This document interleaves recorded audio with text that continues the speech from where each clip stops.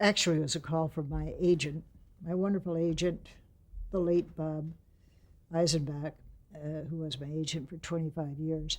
Um, he arranged for me to meet with Norman because Norman had an idea for a new kind of soap opera, uh, one that would kind of satirize the garden variety daytime soap, but on the other hand would have enough of a storyline going for it so that people it would attract people on that level too.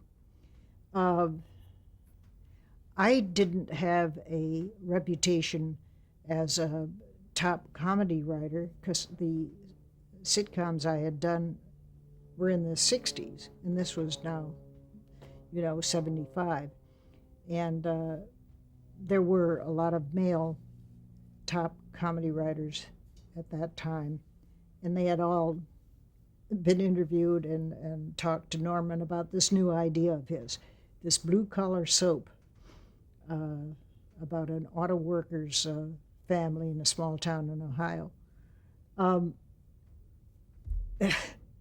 I really, really wanted to get out of soaps at that point because even though I had made a lot of money in it and had had a good time, it was it was a chore. It was hard, hard work getting out, turning out 5 scripts a week. Of course, Norman's soap was 5 times a week too, but it was Norman Lear, and he was the hottest producer in television, and I was very anxious to work for him. So when I went to see him, it was sort of like he had given up. Norman had given up finding anybody who could write the kind of soap that he wanted. And I was determined that, whatever he said was going to be okay and I'd do it. So he and his next in line, his executive, Al Burton, uh, told me about this idea of his called, you wanted to call it Mary Hartman, Mary Hartman. That in itself is kind of cute, repeating the name, because as you, if you remember the start of the show, you hear Dodie Goodman's voice playing Mary Hartman's mother. Mary Hartman, as if she were calling her in from playing, which we all remember from our childhoods. Anyway, he told me about this ridiculous idea of having the first week. In the first week, the neighbors, all of the neighbors are in this house near Mary Hartman are massacred. The wife and the husband and the children and the goats and the chickens. You know, Norman's a very stubborn guy. I don't know where he got that idea. It's a sort of a ridiculous idea, is it not? I mean, it's crazy.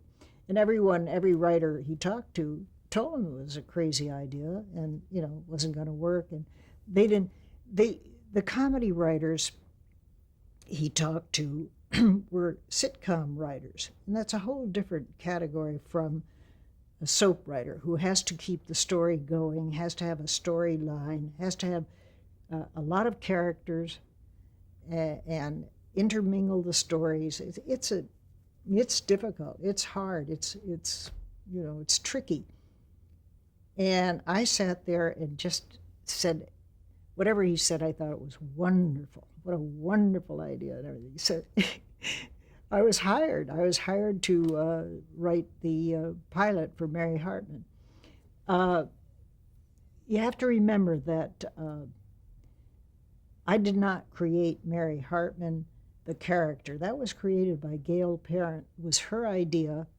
It was her idea to do this blue collar family, and she had written a sketch. It was like a sketch of the Mary Hartman as she appeared in the serial. It was funny. It was brilliant. It was wonderful. It was Mary Hartman who opens the door to a salesman. She invites him into her house, and it's that same nutty, goofy, offbeat character, Mary Hartman, talking and offering him coffee, instant or, frozen or whatever. And she also had created the idea of Mary's husband, Tom, and Mary's parents and her sexy sister. But that's about as far as she'd gotten, and she didn't do any more. Well, there's so much more to creating a soap, so much more. I mean, a lot more characters, storylines, where are you going to go with it, and what have you. Norman, by this time, had sort of given up on it and gone back to his shows that were on the air, All in the Family.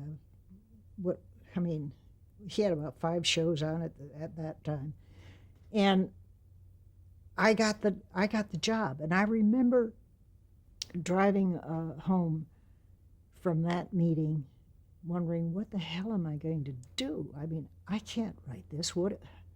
This is crazy. It's I have no idea where to go with this or what to do with this. And I remember driving, I think it was on Riverside Drive in the Valley.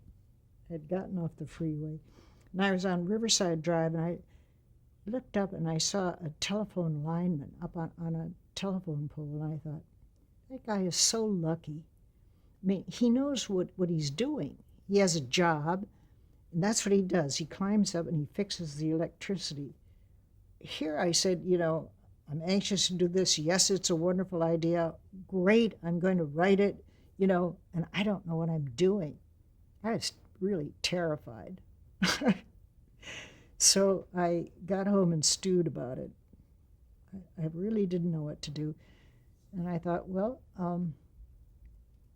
I need help. So I called Daniel Gregory Brown, and I called my ex-brother-in-law, Jerry Edelman, and the 3 of us got together and started to talk about it.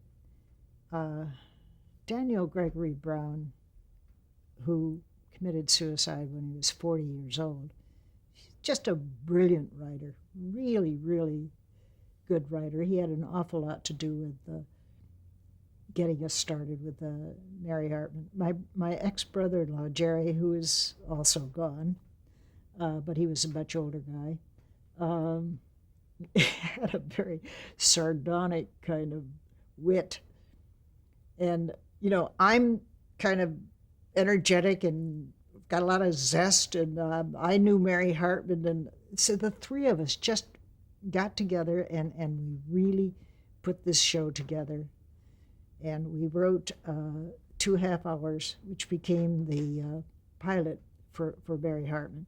And of course, Norman couldn't sell it to the networks. It was too outrageous or whatever. And it was Norman who, no, I think it was Al Burton, who gave the pilot to the TV critic of the Wall Street Journal, who read it and wrote something about it, wrote a glowing review of the pilot the idea in the Wall Street Journal. And then Norman called all these independent station owners and then flew them out to his house and showed them the pilot. That's how it got on the air. The rest is history. I mean, it was fantastic.